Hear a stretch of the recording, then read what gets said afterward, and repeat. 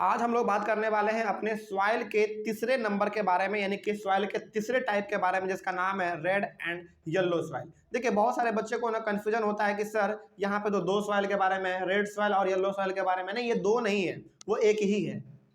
एक सॉइल है जो कभी अपना रूप रेड कर लेता है, जो कभी अपना रूप येलो भी कर लेता है, लेकिन मिट्टी एक ही है। रेड कैसे करता है, येलो कैसे करता है, इसके बारे में बात करेंगे। लेकिन सबसे पहले जो आपके अंदर कंफ्यूजन होता है वो हम आपका दूर कर देना चाहते हैं कि रेड और येलो ये दो अलग अलग प्रकार का मिट्टी नहीं है, वो एक ही प्रकार का मिट्टी है। लेकिन फर्क क्या है, ये मिट्टी बहुरूपिया है, कभी रेड में बदल जाता है तो कभी येलो में बदल जाता है। तो कैसे होता है इसके बारे में जानते हैं। देखिए, red soil develops on crystalline igneous rock. Crystalline igneous rock का मतलब क्या होता है। देखिए, जब हमारा वोल्केनो फटता है, ज्वालामुखी जब फटता है, उसका लावा जब धरती पे गिरता है, ठीक है, और जब वो ठंडा हो जाता है, उसी को हम लोग क्या कहते हैं, इग्नियस रॉक कहते हैं। और उसी के ऊपर आपको ब्लैक सॉइल देखने को मिलेगा। अच्छा, यहाँ पे क्रिस्टलाइन वर्ड इस्तेमाल किया गया है। क्रिस्टलाइन का मतलब मालूम होता क्या होता है। क्रिस्टलाइन का मतलब हो गया इग्नियस रॉक का छोटा छोटा टुकड़ा, क्रिस्टल। जैसे हम कह सकते हैं कि हमारा एक जो चीनी है, हमारा चीनी क्या है, क्रिस्टल है। हम कह सकते हैं कि हमारा जो नमक है वो क्रिस्टल है। क्यों? क्योंकि वो छोटा छोटा सा दाना होता है, प्लस वो चमकीला होता है। तो क्रिस्टल का खासियत ये होता है, क्रिस्टल का दो तीन खासियत है, हम क्या बताते हैं, देखिए ध्यान से। क्रिस्टल शब्द जब भी आपके सामने इस्तेमाल किया जाए तो आप समझिएगा, पहला बात तो वो टुकड़ों में बिखरा होगा, पहला बात ये। दूसरा बात ये कि वो बहुत शाइन करेगा, चमकीला होगा। और तीसरा बात ये कि उसके अंदर वाटर का थोड़ा बहुत भी मात्रा होगा। बात समझ में आ रही है। तो जब हमारा ज्वालामुखी फटता है, उसका लावा जब नीचे गिरता है धरती पर, तो वो ठंडा होने के बाद जो हमारा एकदम टाइट पत्थर बन जाता है, उसी को हम लोग कहते हैं इग्नियस रॉक। लेकिन जब उसी के टुकड़े हमारे बढ़ जाते हैं, उसको हम लोग कह देते हैं crystalline igneous rock.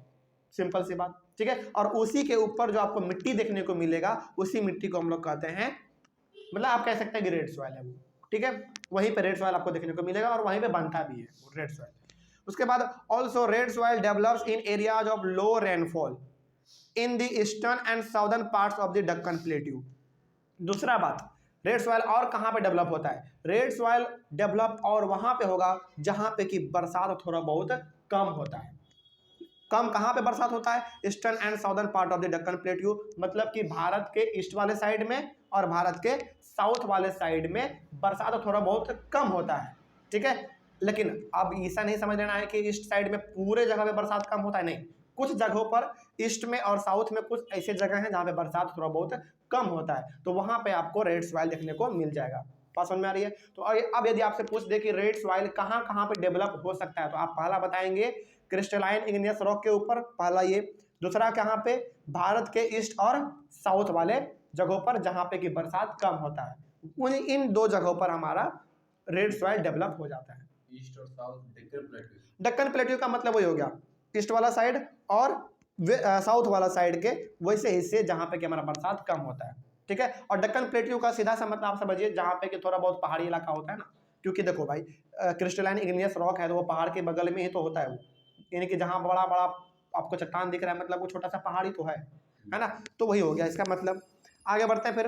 Red and yellow soils are also found in Odisha and Chhattisgarh. तो ज्यादातर आपको रेड सॉइल कहां पे देखने को मिलता है, ज्यादा ओडिशा और छत्तीसगढ़ में। और यदि आप गौर करेंगे इंडिया के मैप में, जो कि आपके बुक में भी दिया हुआ है बगल में, ओडिशा और छत्तीसगढ़ लगभग हमारा ईस्ट साइड में ही पड़ता है। हालांकि ओडिशा तो ईस्ट साइड में पड़ता ही है, छत्तीसगढ़ थोड़ा सा नीचे आ जाइए, लेकिन कुछ हिस्सा छत्तीसगढ़ का ईस्ट में पड़ता है और कुछ हिस्सा इसका आप साउथ में कह सकते हैं, ठीक है। तो इस वजह से आपको ओडिशा और छत्तीसगढ़ में रेड एंड येलो सॉइल दोनों देखने को मिल सकता है। अब ये जानिए कि आखिर रेड ये कब होता है और येलो ये कब हो जाता है, ठीक है। देखिए लिखा हुआ है, it develops a reddish colour due to diffusion of iron in crystalline igneous rock and in metamorphic rocks. तो जब हमारे क्रिस्टलाइन इग्नियस रॉक में और मेटामॉर्फिक रॉक में आयरन का मात्रा मिल जाएगा। अच्छा, अब ये क्या आयरन का मात्रा हम जाके मिला देंगे? नहीं, वो जो लावा गिरा है, वो ज्वालामुखी फटने के बाद, वो एक तरीके से क्या है, मिनरल्स है ना। उसके अंदर यदि किसी प्रकार का आयरन का मात्रा है, तो वो यदि हमारा इग्नियस रॉक में या फिर मेटामॉर्फिक रॉक में मिल गया, तो वो डिफ्यूजन के कारण, यानी कि मिलने के कारण, वो रेड कलर का रूप ले लेता है। देखिए आपने पढ़ा है कि मिनरल्स हमारे मिनरल्स क्या है, बेसिकली आयरन के क्या है, मिनरल्स है, एल्यूमिनियम, फॉस्फोरस, फिर से जिंक, एल्यूमिनियम, ये सब क्या है हमारा मिनरल्स है। और ये सब कहाँ से मिलता है आपको, ये सब हालांकि यदि हम लोग खास करके बात करें आयरन का, तो आयरन आपको इन्हीं सब चीज़ों में मिलता है। ज्वालामुखी फटा, उसका लाड़वा नीचे गिरा और वो ठंडा हो गया, उसी सब में तो मिलता है हमारा, है ना। तो उसके अंदर यदि आयरन का मात्रा है और वो आयरन का मात्रा यदि क्रिस्टलाइन इग्नियस रॉक में या फिर मेटामॉर्फिक रॉक्स में जाके मिल गया, डिफ्यूज कर गया, तो वो रेड कलर का रूप ले लेता है। बात समझ में आ गई। तो ये हमारा रेड कलर कब होता है मालूम चल गया, याद रखिएगा। और ये येलो कब होगा, it looks yellow when it occurs in a hydrated form. मतलब कि जब हाइड्रेटेड का मतलब क्या होता है, देखो दो वर्ड होता है, एक होता है डिहाइड्रेटेड और एक होता है हाइड्रेटेड। हाइड्रेटेड का मतलब होता है जबकि पानी का मात्रा ठीक ठाक हो, और डिहाइड्रेटेड का मतलब जब पानी का मात्रा कम हो। जैसे हम लोग कहते हैं ना कि गर्मी के समय में हम डिहाइड्रेट हो गए, मतलब कि हमारे शरीर से पसीना इतना निकला कि शरीर से पानी ही खत्म हो गया, है ना। और ठंडे के समय में हम लोग क्या कहते हैं कि हम 24 घंटा हाइड्रेटेड रहते हैं, मतलब कि ठंडे के समय में हमारे बॉडी से पसीना कम निकलता है, जिसकी वजह से पानी बाहर नहीं आ पाता है। तो जब मिट्टी के पास पानी का मात्रा ज्यादा होगा, मतलब ठीक ठाक मात्रा में होगा, तो उस समय पे ये कलर ले लेगा कैसा, येलो कलर ले लेगा। ठीक है, तो रेड ये कब होगा और येलो ये कब होगा, अब मालूम चल गया।